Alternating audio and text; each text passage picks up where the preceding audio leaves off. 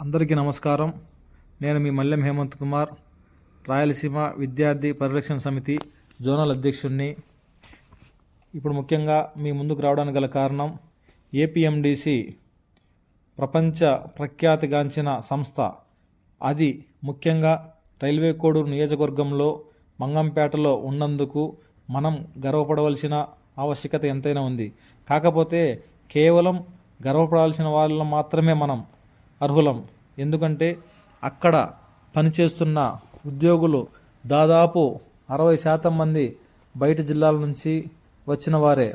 బయట జిల్లాల నుంచి వచ్చి మన మీద పెత్తనం చూపిస్తే వారే. అదిగాక ఐటీ మేనేజర్గా విధులు నిర్వహిస్తున్న జి హేమంత్ కుమార్ అనే వ్యక్తి హైదరాబాద్ నుంచి వచ్చి గతంలో 2019 నుండి 2024 వరకు వైసీపీ వారికి అక్రమంగా రాయి తరలించడంలో ఆయన పాత్ర ప్రముఖ పాత్ర. అదే కాకుండా అదే అర్హతతో ఇక్కడ ఎంతోమంది నిరుద్యోగులు రైల్వే కోడూరులో ఉన్నారు.